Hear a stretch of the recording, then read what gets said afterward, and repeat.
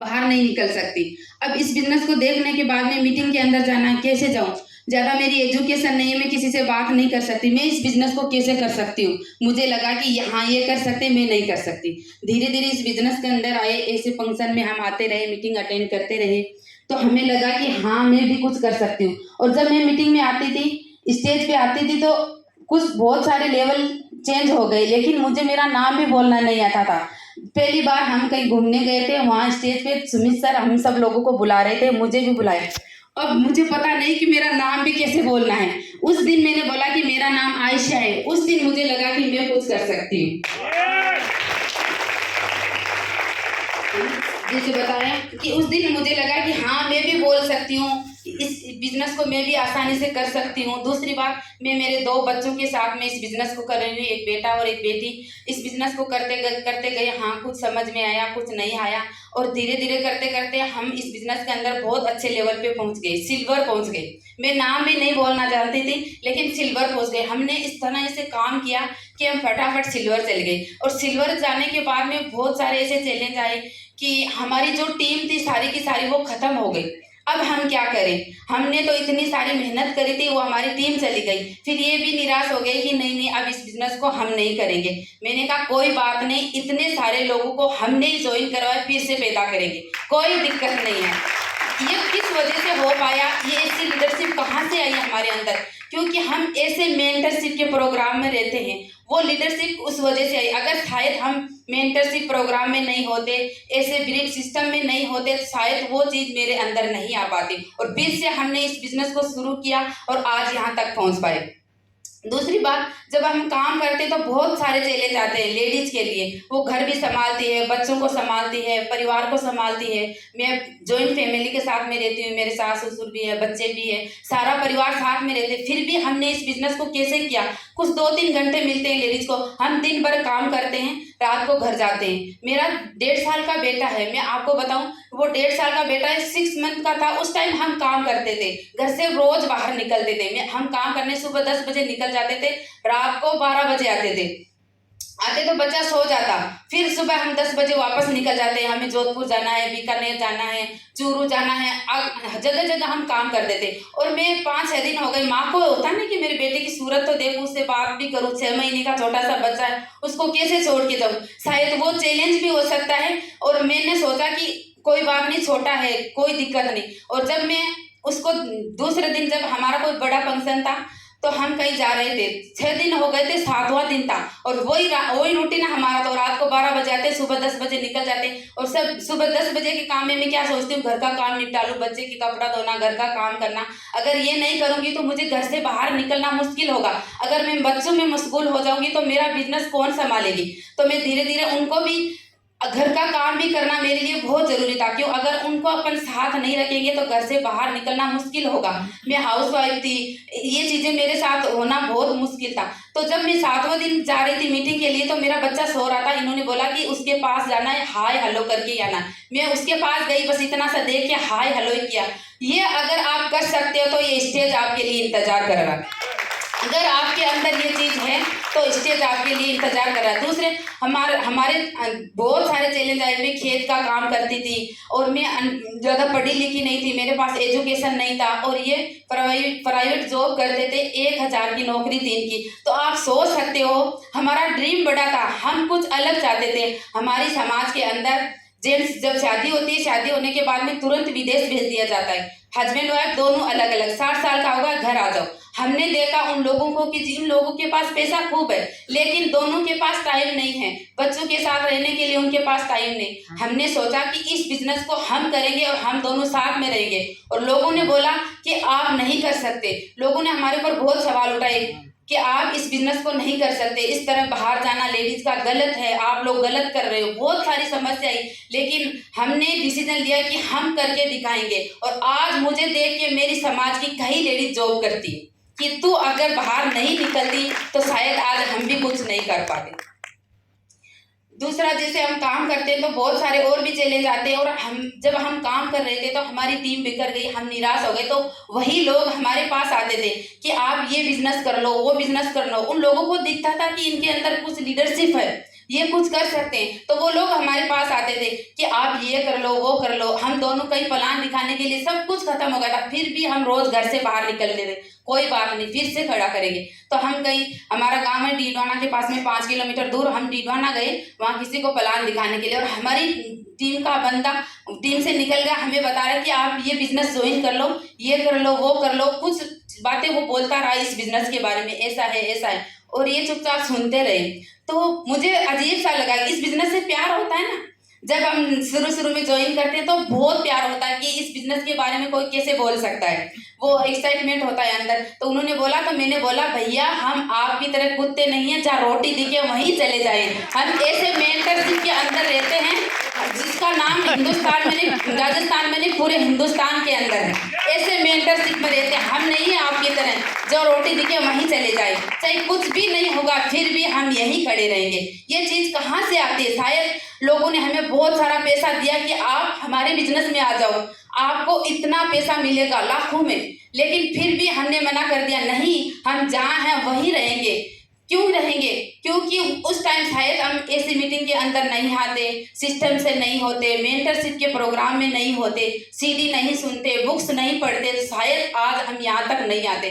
दूसरी बात, आपके अंदर कमिटमेंट होना चाहिए इस बिजनेस के लिए। जब हम इस बिजनेस को कर रहे थे, अभी 1.5 साल की बात है, मेरा अभी जो बेटा हुआ है, अब मैं इनके बारे में बताती हूँ। मैं हमारे अंदर वो इतना होना चाहिए, वो कहाँ से आता है कि जब हम काम कर रहे थे, काम करते करते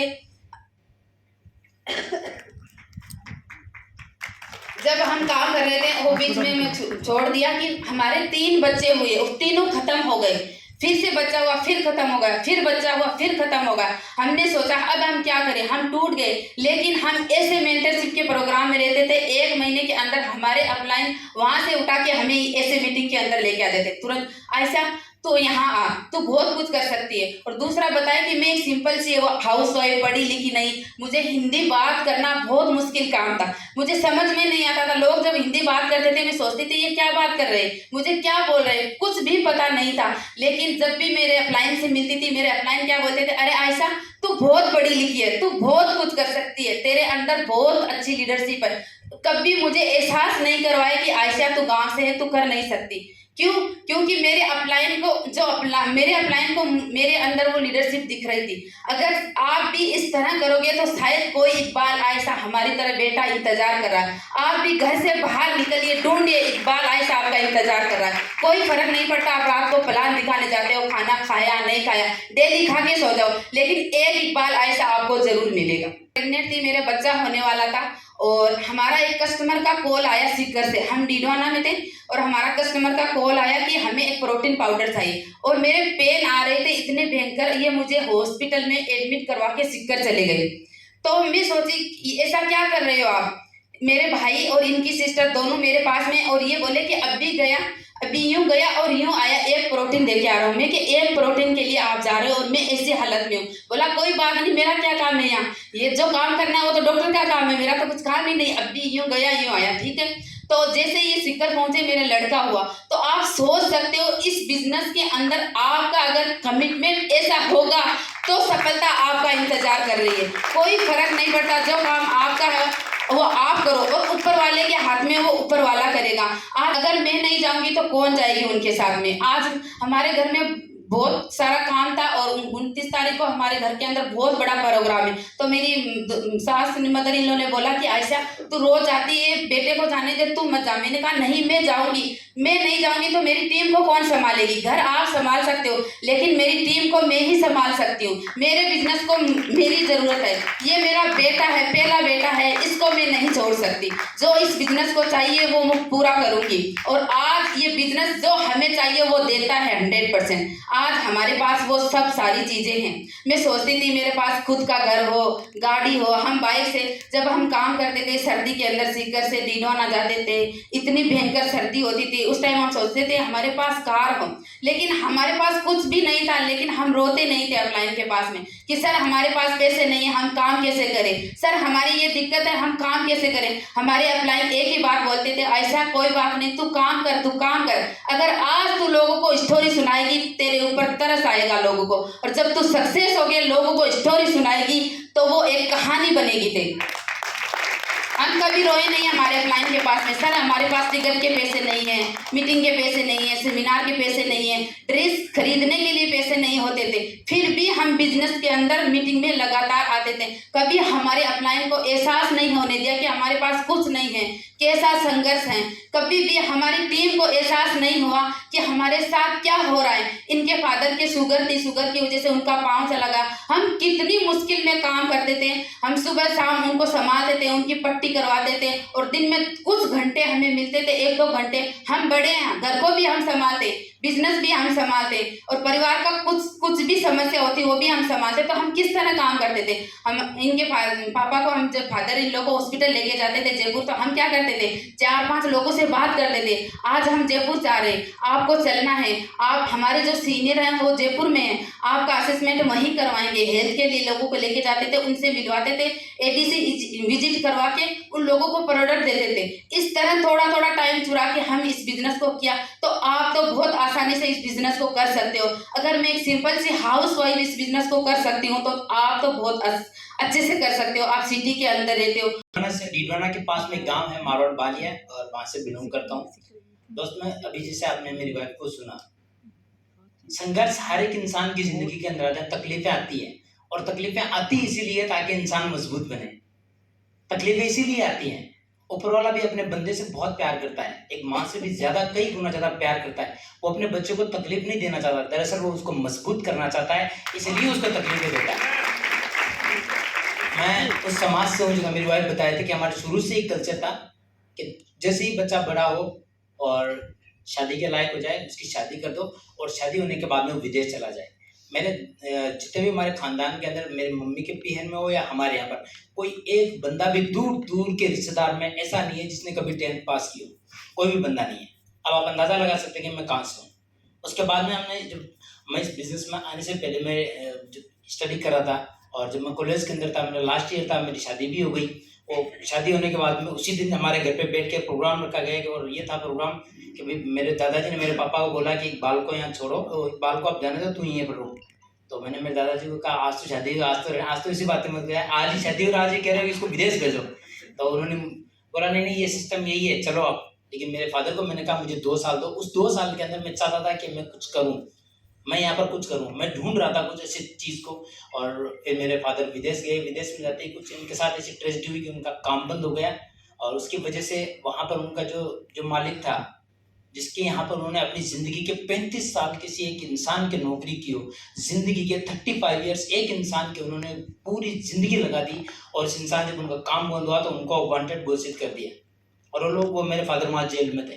जब वो जेल में थे उसी वक्त मेरी शादी भी, मैं करूँ क्या, मेरे कुछ समझ में नहीं आ रहा था। और एक स्कूल में पढ़ाने लगा, मैं प्राइवेट टीचर था, मुझे 1000 रुपये मिल रहे थे, और बहुत ज़िंदगी एक बेरंग थी, तकलीफ़ों से गुजर रही थी। कुछ ऐसे हालात है कि कुछ समझ में नहीं आ रहा था क्या करूं। उसी दौरान मुझे इस कॉर्पोरेशन के बारे में मेरे एक दोस्त ने बताया, जो मेरे स्पॉन्सर बने और मेरे बहुत अच्छे साथी, और हमारे गांव के अंदर उस आदमी की अलग वैल्यू थी, मिस्टर रामूताजी शर्मा। तो इस बिजनेस के अंदर मेरे अपलाइन बने, उन्होंने मुझे इस कॉन्सेप्ट के बारे में समझाया, और इस बिजनेस को मैंने देखा। दोस्त सवाल ही, जिस दिन ये मुझे प्लान दिखा करके गए, वो दिन था एक ही बार में जब कॉन्सेप्ट को समझा, और समझने के बाद में मैंने कभी किसी का इंतजार नहीं किया। वो पहली बार एक ही बार प्लान देखा, उसके बाद में मैंने मेरा पहला प्लान खुद दिखाना शुरू किया। मैंने मेरे अपलाइन से बात की तो उन्होंने बताया कि कुछ नहीं, जब आपका 20वां प्लान बहुत अच्छा होगा, उसके लिए 19 प्लान खराब करो आप। और हमने प्लान खराब करते रहे, और उसके बाद में ज्वाइनिंग आई, सब कुछ हुआ। और ज्वाइनिंग आते 3-4 महीने हुए, कुछ थोड़ा सा कुछ लेवल हुआ। मेरे कस्टमर से मैं हेल्थ के ऊपर काम रहा था, प्रोडक्ट बेच रहा था, और फर्स्ट बार मेरे पास किसी एक डाउनलाइन का फोन आया था। लोग कहते हैं चले में, मेरे पास पहली बार किसी डाउनलाइन का कॉल नहीं, एक मिस कॉल आया था 3 महीने बाद। और जब इसका कॉल आया तो मैं इतना खुश हुआ कि यार ऐसा भी होता है। मैं इंतजार करता था कि कोई डाउनलाइन कॉल करे अपलाइन को। मेरे पास कॉल आया, और जैसे मैंने उसको कॉल किया, मैंने कहा हाँ खान। बोला सर जयपुर कब जाओगे आप? तो मैंने कहा मैं तो अभी चला जाऊँ, मैं सबको प्रोडक्ट मंगवा रहा है। बोला कि ठीक है फिर आप डीडवाना आओ। मैं कि जस्ट आया, मैं तुरंत ही वहां से गया, और जैसे वहां जाते उसने कहा कि सर ये किट वापस करना है। पहली बार किसी डाउनलाइन का मिस कॉल आया, तकलीफ कितनी हुई, चाहते एकदम मैं जब उसको देख रहा था समझ में नहीं आया था मैं इसको क्या जवाब दूं, कुछ भी नहीं था। लेकिन फिर भी हमने उससे लिया, मैं कोई बात नहीं। और हमने इस बिजनेस को वापस से करना शुरू किया। दोस्त जब जैसे कुछ थोड़े लेवल पे माने लगे, हमारे सामने फिर हालात हुए, जैसे अभी मेरी वाइफ बताए थे, जब मेरी वाइफ को फर्स्ट डिलीवरी थी, और हमारे परिवार वाले, हमारे समाज के लोग, जितने भी हमारे रिश्तेदार थे, सब इस बिजनेस के खिलाफ थे, और सब लोग हमें कॉल करके बोलते थे कि विदेश आ जा, हम तेरे लिए सब कुछ करने को तैयार हैं। पता नहीं क्या क्या कैसे कैसे मुझे ऑफर्स दिए, तुम्हें ये काम दे रहे हैं, ये काम दे रहे हैं, ये काम दे रहे हैं, इतनी सैलरी दे रहे हैं, इतना सब कुछ दे रहे हैं, तुझे विदेश आना है।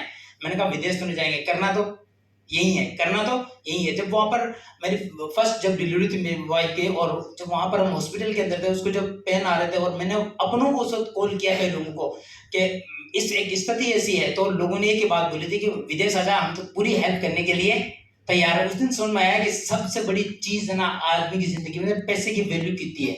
पैसा है तो सब कुछ है, पैसा नहीं तो कुछ भी नहीं। एक शेर था कि बन जाते हैं सब रिश्तेदार जब पैसे पास होते हैं, और टूट जाते हैं गरीबी में वो रिश्ते जो खास होते हैं। कोई अपना नहीं होता जब आपके पास पैसे नहीं होते। और हमें